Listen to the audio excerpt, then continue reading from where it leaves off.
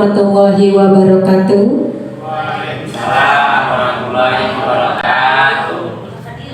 Terima kasih atas kehadiran Bapak Ibu yang sudah hadir di acara desiminasi praktik baik saya di dalam program Guru Penggerak. Sebelumnya, marilah kita sejenak puji syukur kehadiran Allah Subhanahu wa Ta'ala yang telah memberikan nikmat kepada kita sehingga kita bisa berkumpul di sini. Salawat salam serta kita curahkan kepada baginda kita Nabi Muhammad sallallahu alaihi wasallam. Atas berkat dan hidayahnya juga kita bisa berkumpul. Baik, terima kasih kepada kepala sekolah yang sudah mengizinkan saya di sini untuk berbagi dan kepada rekan-rekan semua. Sebelumnya saya di sini bukan berarti untuk memberikan lebih seperti seorang menggurui istilahnya ya. Di sini kita berbagi saja.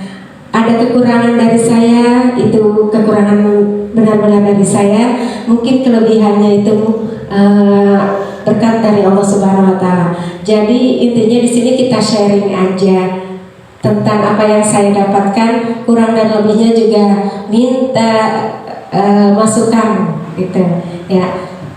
Baik, tidak lama-lama kita kepada materi.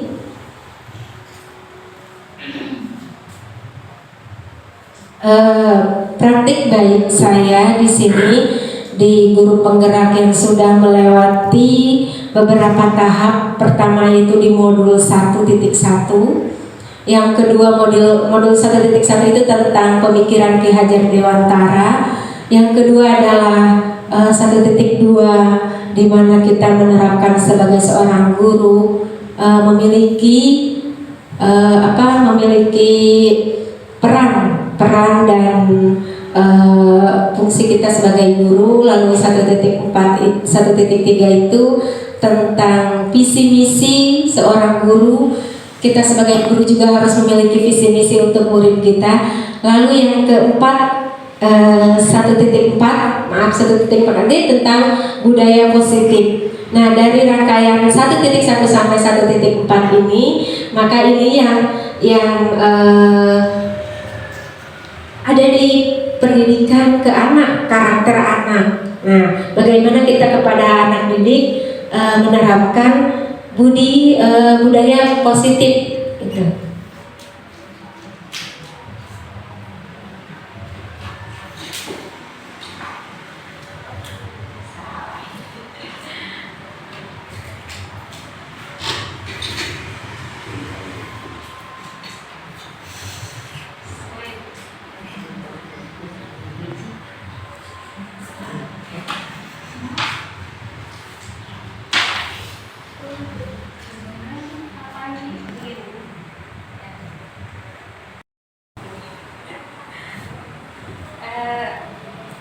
Baik, budaya positif yang pertama itu disiplin positif dan nilai-nilai kebajikan universal.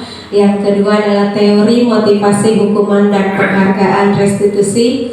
Yang ketiga yaitu keyakinan kelas. Yang keempat kebutuhan dasar manusia. Yang kelima posisi kontrol, dan yang terakhir adalah segitiga restitusi. Ini pertama disiplin positif dan nilai-nilai kebajikan universal.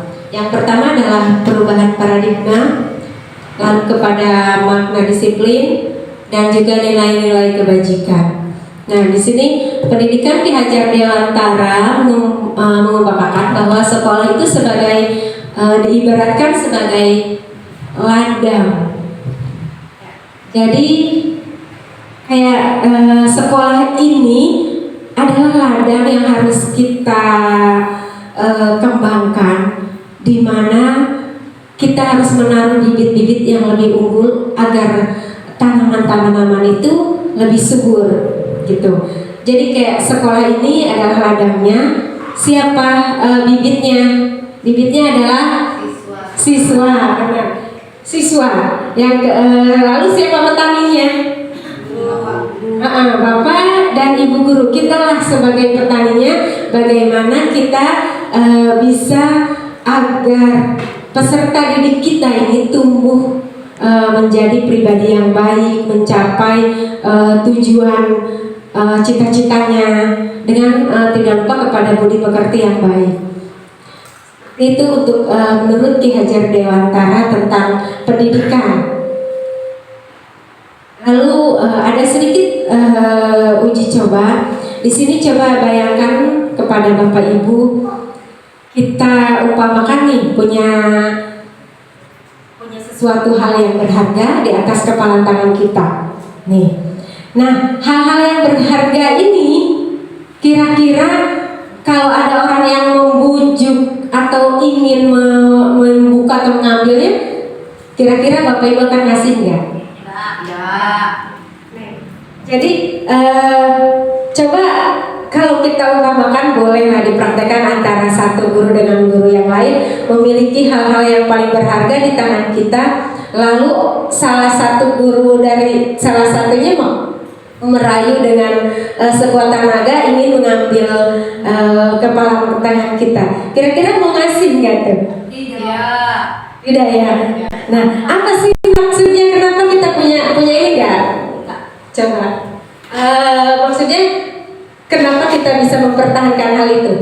Karena itu berharga. Ya.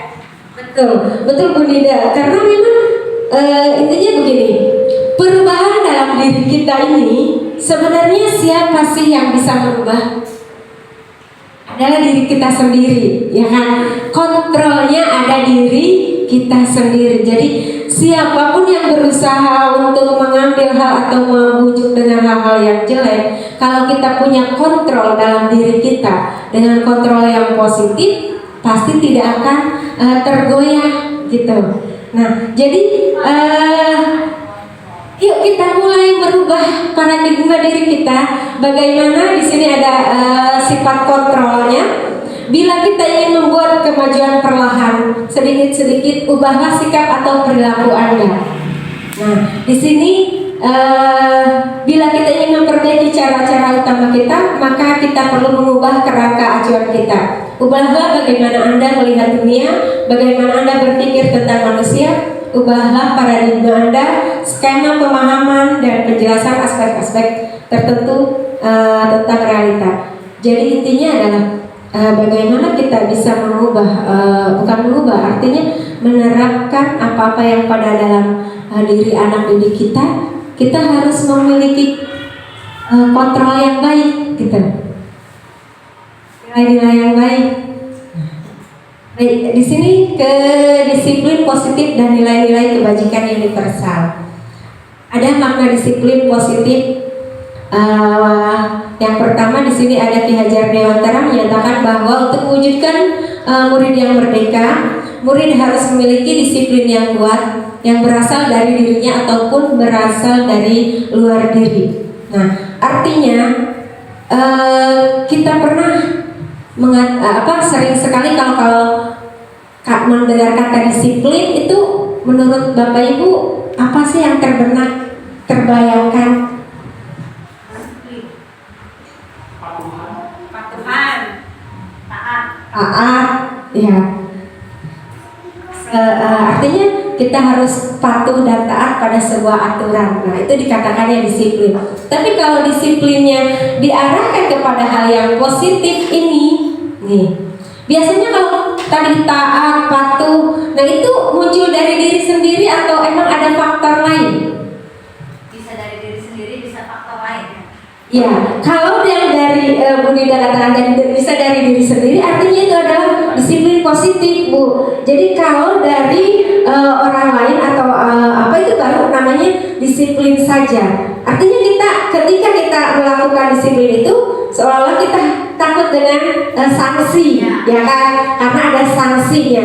Artinya sanksi itu jadi bukan intrinsik lagi atau bukan dari dalam diri kita, justru dari luar, pengaruh dari luar. Maka di sini harusnya kita tanamkan pada peserta didik kita memiliki disiplin positif yang timbulnya dari dalam diri mereka, bukan atas ada hukuman gitu, bukan atas ada satu aturan yang memang harus ditaati gitu, tapi atas kesadaran.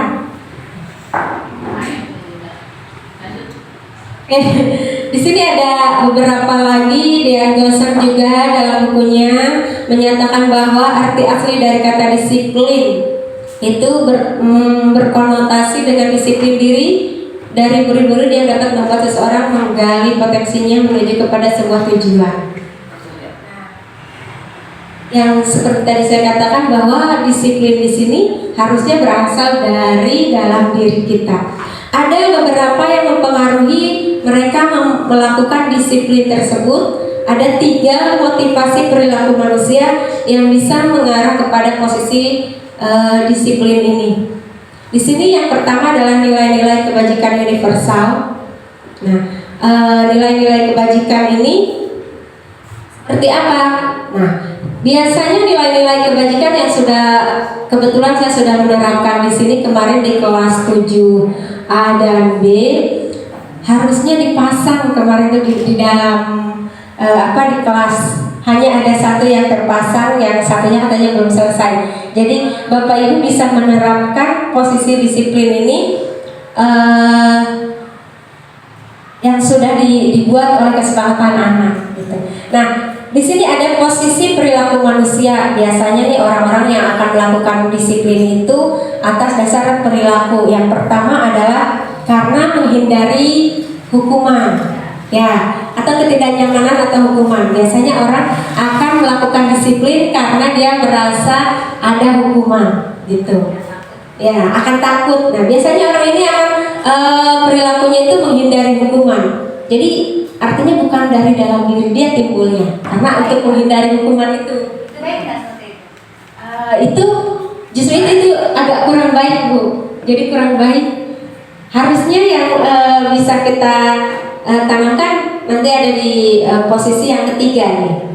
Ya, yang kedua itu untuk mendapatkan imbalan. Ya enggak?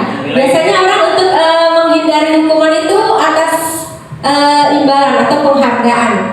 Contohnya gini, ayo baris dulu. Kalau baris yang rapi ibu kasih bintang gitu.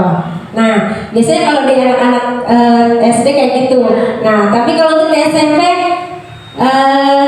supaya anak termotivasi untuk melakukan yang kita suruh dilaksanakan biasanya dengan nilai, ya. Ayo, pokoknya harus kumpulkan ini nanti dikasih nilai, gitu. Harus mengerjakan ini nanti dikasih nilai. Nah itu biasanya anak akan terpacu kepada penghargaannya, gitu. Melakukan itu tuh atas dasar penghargaan, bukan atas dasar dari keyakinannya sendiri. Nah, yang ketiga yaitu untuk menjadi orang yang mereka inginkan dan menghargai diri sendiri dengan nilai-nilai yang mereka percaya. Nah, disinilah sebenarnya yang harus kita terapkan pada anak-anak. Bagaimana dengan cara penerapannya? Ya tadi yang saya katakan tadi, dengan keyakinan kelas. Keyakinan kelas yang sudah disepakati, misalnya nih para wali kelas untuk membuat sebuah kesepakatan kelas biar kelasnya itu sesuai dengan yang diinginkan anak. Tanyakan, kamu ini ingin kelasnya seperti apa? Gitu. Peraturan apa yang cocok untuk di kelas ini? Nah, itu semua kan keinginan anak. Artinya apa-apa yang ada di situ tuh atas keinginan anak di kelas kita, gitu. Nah, ketika anak melanggar peraturan itu, kita hanya cukup mengingatkan, ingat apa yang sudah kalian sepakati. Apa yang sudah kalian sepakati, kalau melanggar apa akibatnya? Jadi anak itu, oh iya Bu, kita kemarin sudah membuat kesepakatan ini. Gitu. Jadi setelah mereka menyadari, itu artinya menyadarinya itu bukan atas tadi kita akan memberikan hukuman atau atas ini imbalan gitu atau hadiah, tapi memang mereka menyadarinya dari yang sudah mereka percayai gitu, yakini. Biasanya kesepakatan kelas itu contohnya kayak kita membuat di dalam profil pelajar Pancasila, ya, atau mungkin yang lainnya yang simpel. Kalau profil pelajar Pancasila sebenarnya harus kita terapkan nih untuk sekolah penggerak. Nah, apa saja sih salah satu contoh program pelajar Pancasila? Ada yang tahu? Lupa. Gotong royong. Gotong royong. Iya. Terus apa lagi? Berpikir kritis ya. Ada. Terus apa lagi? Karuan nanti. Ya itu salah satunya, satu aja tuh, gotong royong. Kira-kira di dalam kelas kita kalau kita simpan kata-kata gotong royong, ada anak yang melanggar tentang tidak mau membantu, kita tinggal terapkan, ingatkan, gitu. Jadi itu nanti akan munculnya dari dalam diri anak sendiri.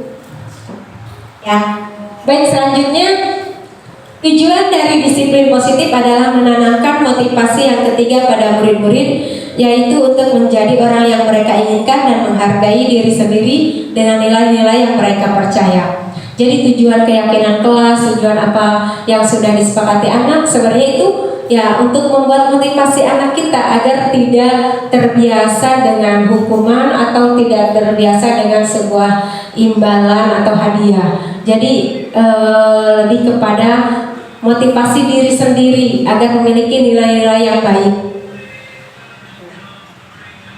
Selanjutnya adalah hukuman dan penghargaan. Di sini yang pertama hukuman. Hukuman biasanya bersikap satu arah. Ya kan hukuman itu hanya diberikan kepada satu orang, ya, dan siswa ya, dan mereka itu menerima satu hukuman tanpa melalui suatu kesepakatan atau pengarahan dari pihak guru baik sebelum atau sesudahnya. Jadi kalau ada orang yang melanggar, kita hukum lari 10 kali misalnya. Nah itu cuci WC ya Pak. Bersihkan rusak. Nah, hukuman-hukuman itu memang untuk anak akan melakukannya, tapi itu hanya satu arah. Satu arah itu artinya apa? Mereka saja yang mendapatkan hukumannya. Sedangkan yang korbannya ini tidak mendapatkan apa-apa gitu. Si korban yang anak lakukan kepada korban tidak mendapatkan apa-apa, imbalan apa-apa. Itu hanya satu arah. Nah, lalu yang kedua adalah konsekuensi. Suatu terencana atau sudah disepakati. Nah, ini biasanya antara murid dan guru sudah melakukan satu kesepakatan atau konsekuensi. Misalnya gini, anak didik kita misalnya datang telat, ya, masuk kelas itu telat. Nah, karena sudah ada kesepakatan antara guru dengan murid, kalau datangnya telat maka akan menambah waktu, ya, untuk diam diri melanjutkan atau hal yang ditinggalkan atau materi ketinggalannya. Jadi yang lain mungkin udah istirahat, tapi satu anak ini dia masih melakukan kegiatan belajarnya karena ketinggalan. Nah, itu adalah konsekuensinya karena dia terlambat gitu. Nah, ini memang bagus antara dengan dibandingkan hukuman lebih kepada konsekuensi, ya. Jadi dia sudah ada kesepakatan antara guru dengan murid. Itu konsekuensi. Yang ketiga adalah restitusi. Restitusi adalah proses menciptakan kondisi bagi murid untuk memperbaiki kesalahan mereka sehingga mereka bisa kembali pada kelompok mereka dengan karakter yang lebih kuat. Pendekatan restitusi untuk menciptakan disiplin positif. Ketika murid berbuat salah, guru akan menanggapi dengan mengajak murid berefleksi tentang apa yang telah mereka lakukan untuk memperbaiki kesalahan mereka.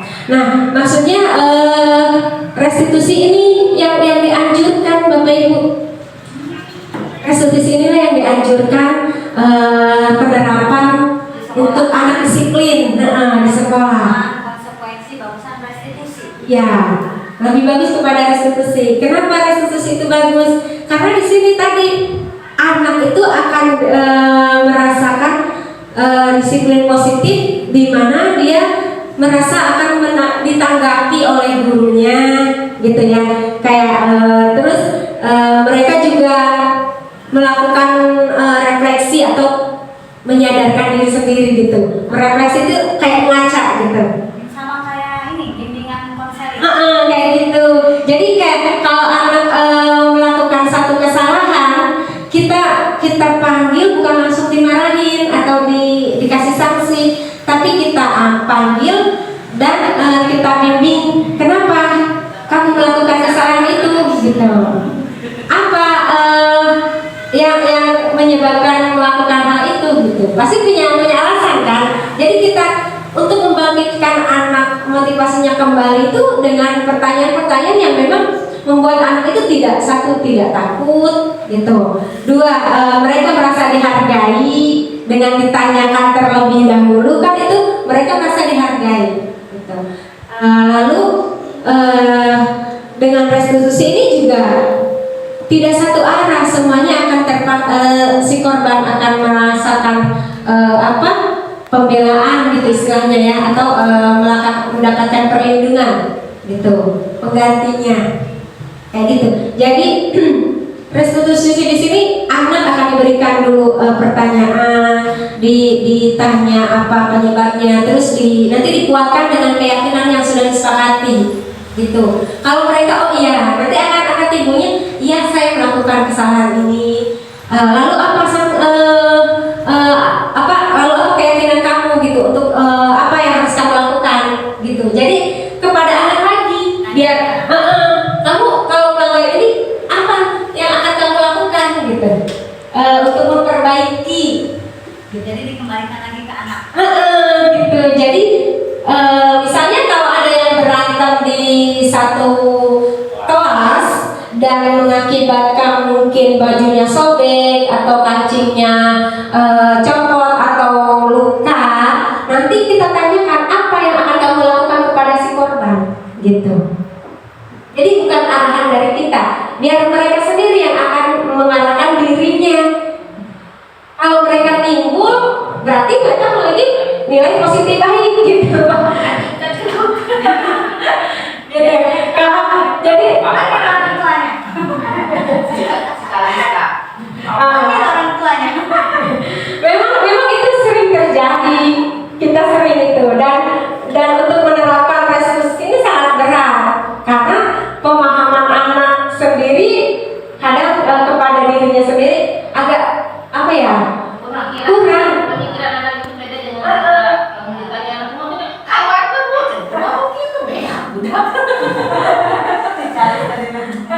Jadi memang anak yaitu berarti kita sebagai guru harus bisa menumbuhkan bagaimana tanggung jawab pada anak gitu. Nah, iya, memang begitu. Pasti rasanya seperti itu.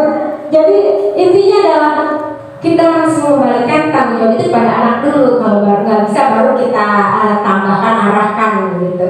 Misalnya nanti saya akan mengobatinya bu, gitu. Atau mungkin saya nanti akan menjahitkan baju yang sobek. Artinya si korban mendapatkan pembelaan, gitu kan? Artinya si korban ini mendapatkan perlindungan gitu dari si korban, dari si pelaku. Apanya jatuh bertanggung jawab.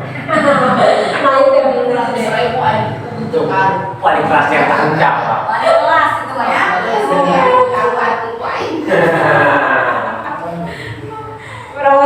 Berarti kita harus belajar menerapkan restitusi.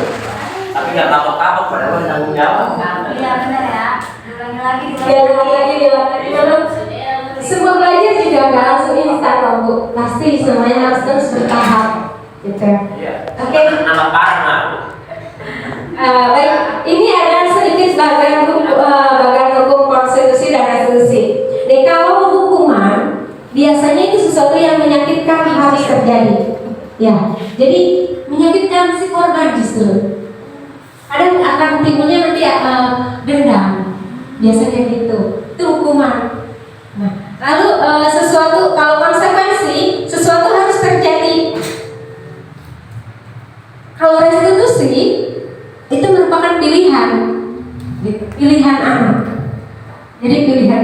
Lalu yang kedua misalnya kalau hukuman tidak nyaman untuk murid, anak untuk jangka waktu panjang, Kalau konsekuensi itu tidak nyaman untuk murid, anak untuk jangka waktu pendek, jadi tidak nyaman dengan yang mereka lakukan. Lalu kalau restitusi itu menguatkan untuk murid atau menguatkan untuk anak dalam jangka waktu yang panjang. Jadi anak ini diberikan kekuatan oleh kita, motivasi gitu kalau direstitusi. Tapi kalau hukuman, mereka nggak nyaman. Nyamannya kenapa? Mereka melakukan satu perbuatan, dihukum, pasti anak merasa tidak nyaman. Tidak akan ini.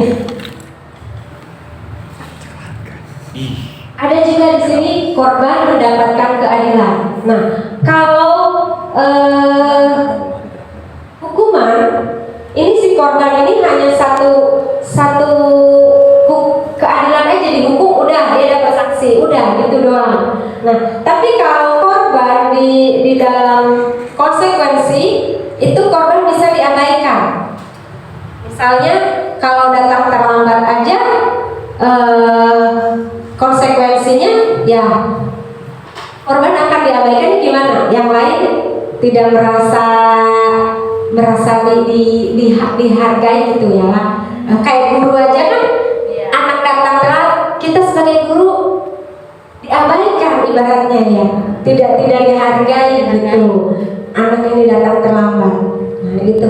Yang ketiga adalah murid mendapatkan pengakuan. Korban mendapatkan ganti, maaf. Nah ini. Jadi seperti tadi contohnya kayak Bu Sri omong harus diganti HP-nya. Memang si korban ini akan mendapatkan satu ganti yang memang ganti itu tidak berupa bentuk uang, bentuk fisik, bentuk apapun itu, tapi merasa mendapatkan ganti di sini perlindungannya gitu. Restitusi. Baik, maka setelah dari bagian tersebut kita dapat menyimpulkan bahwa hukuman bersifat tidak terencana atau tiba-tiba. Anak murid tidak tahu apa yang akan terjadi dan tidak dilibatkan, sementara disiplin dalam bentuk konsekuensi sudah terencana atau sudah disepakati. Kalau untuk bentuk-bentuk konsekuensi yang, nah di sini kalau sebuah restitusi itu mengetahui sebelum dan konsekuensi yang akan dibuat. Pada konsekuensi murid tetap dibuat tidak nyaman atau jangka waktu yang pendek. Jadi intinya baik itu hukuman ataupun konstitusi, semuanya ini terhadap murid kita tidak dapat kenyamanan, gitu. Tidak dapat kenyamanan. Nah, ini beberapa keyakinan kelas yang tadi sudah disinggung untuk supaya anak tidak melakukan hal-hal yang tidak diinginkan, ya, dan kita bisa menerapkan sebuah restitusi, maka kita membuat sebuah keyakinan kelas. Nah, ini keyakinan kelas ini nilai-nilai kebajikan universal ya, Bapak Ibu, di mana di dalamnya seperti yang tadi saya katakan atas kesepakatan bersama.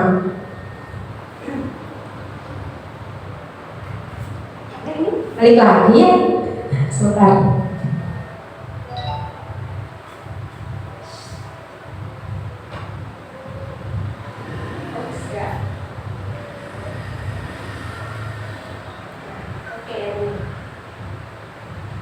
Baik, kalau restitusi itu adalah proses menciptakan kondisi bagi murid untuk memperbaiki kesalahan mereka sehingga mereka bisa kembali pada kelompok mereka dengan karakter yang lebih kuat.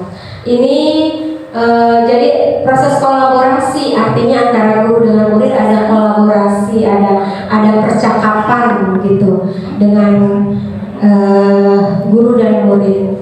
Nah, ini 5 kebutuhan dasar manusia. Apa aja sih kebutuhan manusia itu? Ada 5. Yang pertama Bertahan hidup. bertahan hidup.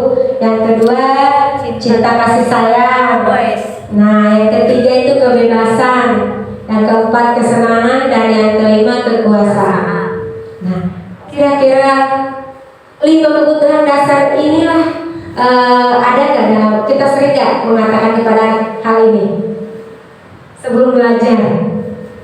Apa pernah kita katakan anak-anak hari ini bahagia atau tidak? Nah, Nah, coba mulai cinta ya. Anak-anak hari ini senang tidak? Sering. Sering. Anak-anak punya kita. Alhamdulillah. Kalau memang itu sudah kita tanyakan kepada anak-anak. Takutnya ada yang galau, ada yang berputus cinta, ya kan? Sering itu. 7B ada yang putus cinta. Nangis. Jadi kalau itu terjadi berarti kan anak tidak siap ya dalam belajar gitu. Jujur bilang kerok nak. Jadi kalau 5 kebutuhan dasar ini anak salah satu aja tidak dapat, gitu ya, pasti akan melakukan sebuah pelanggaran, gitu. Atau pernah saya pernah nanya sih ke murid waktu itu, kenapa kamu melakukan ini? Melakukan kayak bully ya, yang sering ledek-ledekan gitu ya. Orang tua sering ngeledek nama orang tua. Sering ledek nama orang tua. Jadi itu anak itu saya tanya kenapa? Senang aja bu. Artinya kesenangan anak dalam 5 dasar ini belum terpenuhi sehingga mereka melampiaskannya di sekolah, gitu. Aduh. Alumni Hmm? SMP sering kena si mama kene bapak ai. Bawa Jadi ini bisa mempengaruhi anak melakukan satu pelanggaran keyakinan. Misalnya nih ya kayak kebebasan. Anak yang bolos sering kan? Sering. Kenapa? Banyak. Ada. Nah kenapa? Ya itu kayak anak ini pengen bebas dari mungkin di rumahnya dia terkekang ya kan, maka yang jadi pelampiasannya adalah di sekolah. Intinya anaknya belajarnya malas. Tidak ada di kelas saya mas. Malas belajar. Tidak ada di kelas saya mas. Pokoknya kan tidak tahun ajaran baru bagi kelas mau dipasrahkan. Bagi kelas Bye. aja main pakor. Oke, ini ada 5 posisi kontrol Bapak Ibu, posisi kontrol. 5 posisi kontrol yang diterapkan seorang guru, orang tua ataupun atasan dalam melakukan kontrol. Nah, kelima posisi kontrol ini apa sih? Yang pertama adalah penghukum, yang kedua adalah membuat orang merasa bersalah, yang ketiga adalah teman, lalu monitor atau pemantau, dan juga yang kelima adalah manajer. Kira-kira kita dari posisi mana ya? Manajer. Manajer ya. Teman. Bisa posisi manajer atau pemantau. Yang pernah kelas itu penghukum. Siapa yang suka menghukum? Nah, tapi untuk mengetahui ini semua, saya punya video. Mungkin video ini bisa memperlihatkan posisi kontrol masing-masing ada di mana. Kontrol. Kontrol ya. Awas. Kolesterol. Aduh. Mudah-mudahan videonya bisa diputar. Mana ya? Ini ya. Ya. Kita pilih ke sana. Kan? Enggak ada ini ya kalau suara enggak ada suara mah. Hanya ibu Dono. Posisi kontrol. Si Dono teh ya. Video. Ya tidak ada suaranya. Ya. Aduh, ini pembelajaran. Udah nggak apa-apa lah. Pakai bluetooth. Nah, Dinaik tadi nah. Mik bu, di situ bu. mic-nya.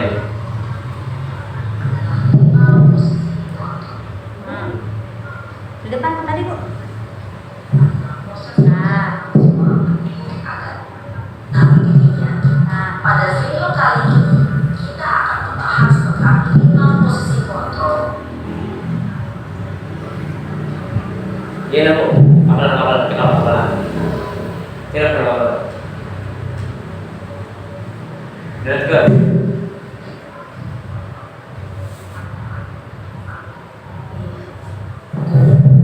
Dua,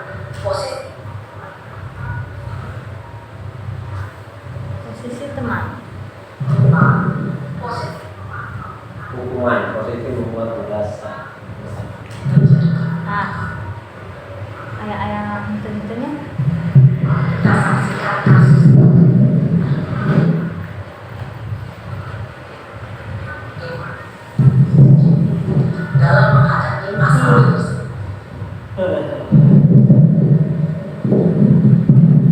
Sisi penghukum.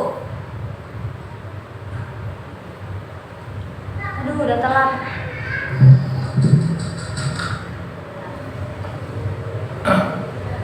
Buaci. Nah. Sini tidak.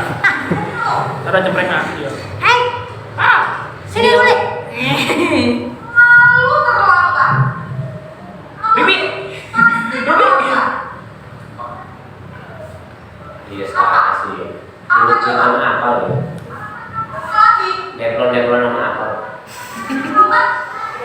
Oh iya, adunyan arah tuh.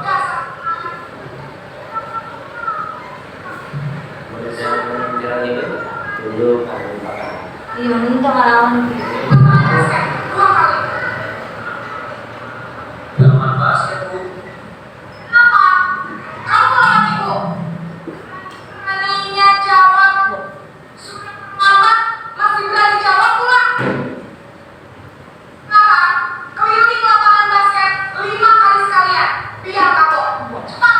Saya fix dulu. Tadi pingsan ya.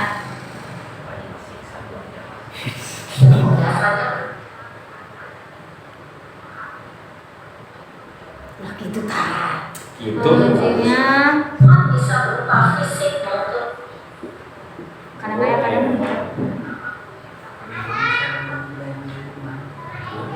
berada pada posisi pemberi. murid menjadi pendendam, memakai guru atau mata pelajaran yang diangkut. Kenapa nak? Kamu lambat. Aduh. Kasihan bu. Udah dulu. Besok ya. Posisi pembuat merasa bersalah. Iya. Ke warung belanja ya udah. Itu nggak lambat tak? Jadi ada dulu. Kenapa lambat lagi? Maaf pak, nggak sengaja. Penting motor sakit. Kamu kenapa Kenapa terlambat lagi, nak? Ya Tuhan, Naren. Kamu senang ya bikin ibu susah ya? Nanti ibu yang ditegur bapak kepala sekolah, nak. Disangka ibu tidak bisa membina kamu. Sering. Mana Itu ini? kepala sekolah mah. Siapa tahu di kanan? Oh. Naren. Kamu suka ya kalau ibu ditegur bapak kepala sekolah? Nyungkun itu bu. Terus kan ibu harus tulis apa yang ibu absen? Absen. Lambat loh. Ibu harus apa coba?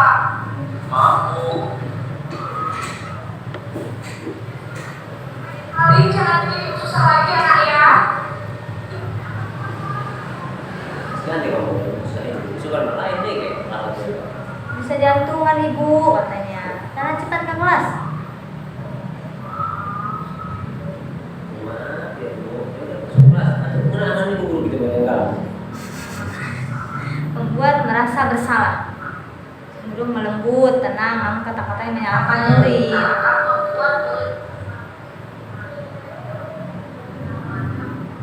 Guru akan menyatakan hal-hal yang merasa kesalahan ada pada murid dengan membuat guru menderita. Anak-anak, coba ya di dalam kelas. Ibu capek tiket. Ibu ditegur sama bapak tukang sekolah karena pernah di luar. Curhat seorang guru tiket. Curhat. Posisi teman. Kenapa orang kayak ngomong kan? Ya, mau satu rumah. Asup, edan. Asup kali itu. Gitu. Oke, udah kiri kan? Boga pak, dipakai tadi, dipakai kan pak? Cina gitu, si rasa pak dipakai kan pak? Sudah jam berapa ini, nak? Terlambat lagi ya, sayang. Oh, saya. Ya sayang, ya bu. Terlambat bangunkan saya bu. Kalau menyalahkan ibu kamu. Kok terlambat sih? Jadi tetap gak kejar bu. Bajunya yang saling-saling. Oh iya, larinya Iya, lebih iya. kenceng lagi ya. Sinaren Biar baik. gak terlambat lagi. 3 kali itu mah. Ibu guru nanti saling-saling. Apa seragamnya ketika gue? posisi Nah, iya. itu kuat. Bang, Saja. wah, mau diberesin absennya. Yes. Posisi teman, suara guru akan ramah, cenderung bersenda gurau, senang, aman, dan akrab. Akan dengan guru. Atau dia mau jadi posisi teman? Kamu udah ngecek kan? Atau gitu, saya udah pernah lakukan semua. Posisi yang baik, yang sedang, sampai lu galak. Ngomong deh, sampai galak. Dampak posisi teman, nah, murid akan bergantung pada satu orang. Murid tidak mandiri, tidak bisa berpikir untuk diri Namun sendiri. hanya kepada orang-orang tertentu saja. Dampaknya, ada dampaknya. Posisi pemantau, monitor, Naren. Jadi lu kendong gimana? Ada juga. Oh, simpan diri. Sebentar ini.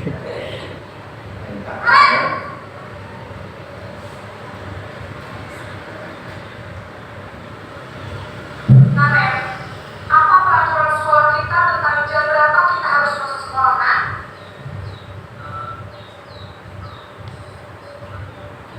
Iya, betul. Naren sudah tahu konsekuensi. Tinggal kelas 40 menit. Jadi nanti Kamu harus tinggal di kelas, tidak akan tugas tambahan untuk ketertinggalan kamu.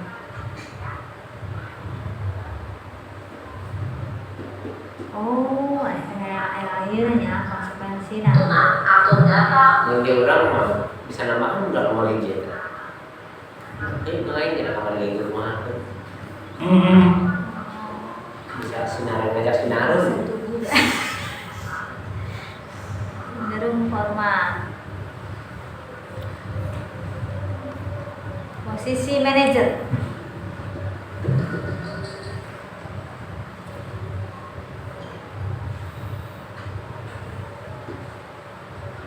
Maren. Oh, rada kencang. Maren.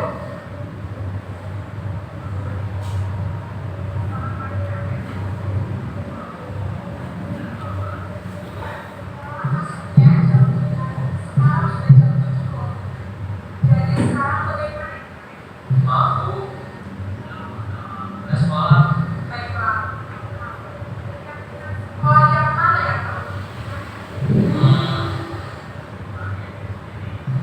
Dan Bu, Setuju. Kak Naren meyakini prinsip tersebut. iya Bu. Orang malah ini Memperbaiki masalah cari sekolah yang bebas.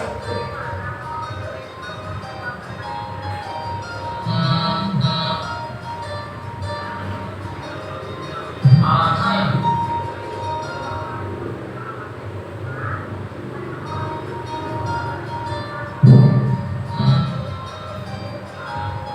Kata saya, KMA, ada lagi selain KMA. selain ada Baik, jadi Naren adalah KMA dari kamu ya.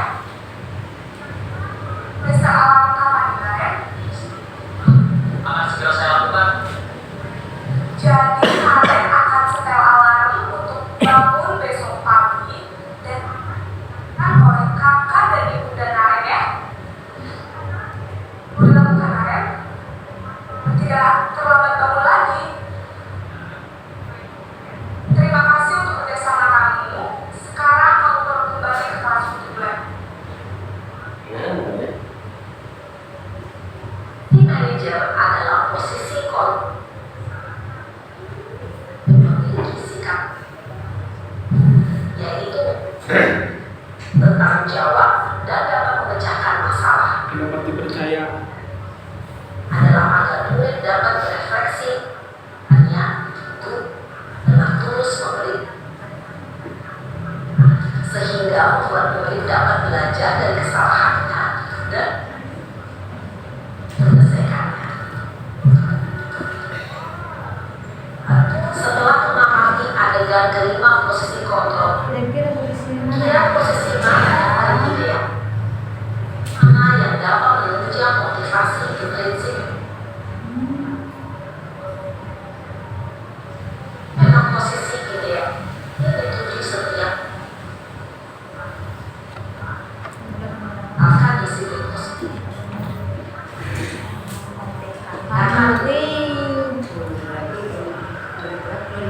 Pula, tapi ditanya tadi. Seseorang itu Keyakinan apa yang kamu yakini? cuma kita masih Sudah lipat. Enggak ada Bu, cina nggak ada keyakinan. tanggung jawab. Pusing ya. Saya tahu keyakinan saya Pak Allah Kontrol Subhanahu memperlihatkan diri. Silahkan bersyahadat. Salam wajib. Kristen baik. Mari bersama bersemangat. Selamat menerapkan. Ibu dan bapak guru. Siapa yang mau percaya? Allah.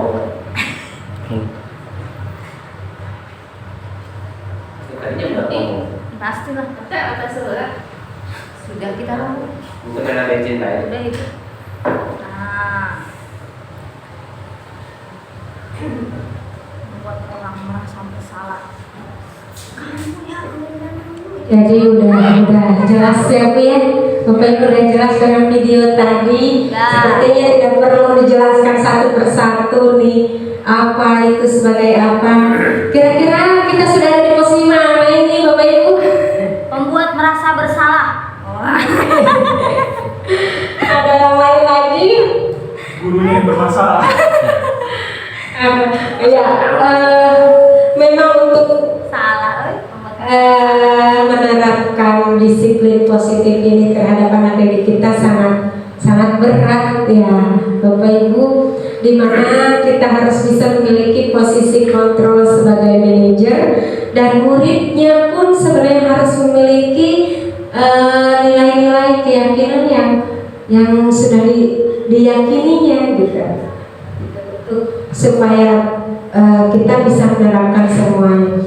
Saya di posisi manajer. Dari uraian-uraian ini Bapak Ibu, maka kita harus bisa menerapkan segitiga restitusi.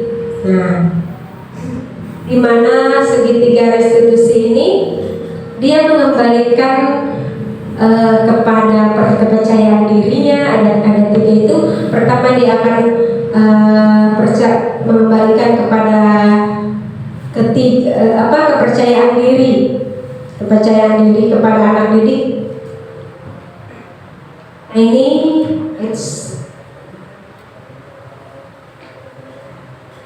ya. Yang kedua, restitusi itu memperbaiki hubungan. Yang ketiga, restitusi adalah tawaran, bukan paksaan. Lalu restitusi itu menuntut untuk melihat ke dalam diri kita. Jadi itu ciri-ciri restitusi ya. Ada berapa itu? Ada restitusi mengembalikan murid yang berbuat salah kepada kelompoknya. Nah itu ciri-ciri restitusi. Intinya adalah kita bagaimana bisa menerapkan posisi kontrol kita. Posisi kontrol kita yang tadi di awal, bahwa kita memiliki sebuah harta yang berharga dalam diri kita, karena kita memang tidak ingin dikontrol orang lain, ya kan? Kontrol itu adanya dari dalam diri kita sendiri, maka kita juga harus menerapkan posisi kontrol itu kepada anak didik kita untuk mengontrol dirinya menjadi pribadi yang baik, sehingga kita bisa menerapkan posisi manajer ya, bisa posisi manajer. Terkadang kita juga akan kembali lagi kepada posisi teman anak, tapi kita harus kembali lagi kepada posisi manajer. Itu boleh saja kita bisa berperan sebagai teman, berperan sebagai pemantau, tapi itu tidak untuk selama-lamaan, maksudnya berkelanjutan gitu. Kita harus kembali lagi kepada posisi kita sebagai manajer terhadap anak didik kita. Jadi kesimpulannya adalah bagaimana kita bisa menerapkan posisi disiplin pada anak dan juga pada diri kita sebagai guru dengan beberapa keyakinan kelas, dan kalau kepada guru yaitu dengan memiliki posisi kontrol yang baik atau posisi kontrol sebagai manajer. Baik, sampai di sini ada pertanyaan? Ada Bu? Ya. Makasih atas waktunya, terima kasih atas pemaparannya juga. Ada satu pertanyaan, bagaimana menerapkan budaya positif di sekolah? Oke. Terima kasih Ibu, pertanyaannya sangat luar biasa. Bagaimana kita bisa menerapkan budaya positif di sekolah? Nah, untuk menerapkan budaya positif di sekolah kita, yang harus kita lakukan, yang pertama, kita harus membuat keyakinan kelas terlebih dahulu. Keyakinan kelas antara guru dengan siswa. Keyakinan kelas itu timbul dari anak sendiri, dan keyakinan kelas itu akan disepakati oleh anak-anak didik kita sendiri. Nah, setelah itu anak sudah setiap kita hanya akan memantau bagaimana anak menerapkan keyakinan-keyakinan kelas tersebut, dan kalaupun anak melanggar keyakinan-keyakinan tersebut, kita tinggal menerapkan posisi kita di mana, gitu. Yang jelas posisi kita harus berada di posisi manajer, itu. Sulit sekali ya Bu? Ya, sulit sekali memang. Bertahap Bapak Ibu, bertahap. Lama-lama akan terbiasa, gitu. Gitu aja. Terima kasih. Ada kesempatan yang lain? Ya, ya. Pertanyaan yang bersama. Baik, terima kasih atas waktunya. Untuk mengakhiri ini, kita dengan bersemangat dulu, tepuk tangan ya yang meriah. Baik, terima kasih Bapak Ibu. Ada sedikit yang ingin satu lagi, boleh saya meminta masukan dari Bapak Ibu terkait apa yang sudah saya sampaikan di sesi refleksi ya Bapak Ibu. Saya akan membagikan kertas refleksi atas apa yang kita dapatkan hari ini. Bagaimana menurut Bapak Ibu tentang kegiatan kita kali ini. Itu aja. Nanti hasil refleksinya boleh ditulis di buku. Nanti boleh dikasihkan ke saya di sesi terakhir. Ya, terima kasih Bapak Ibu atas waktunya. Saya ucapkan alhamdulillahirrahmanirrahim. Saya tutup dengan alhamdulillahirrahmanirrahim. Assalamualaikum warahmatullahi wabarakatuh. Waalaikumsalam warahmatullahi wabarakatuh.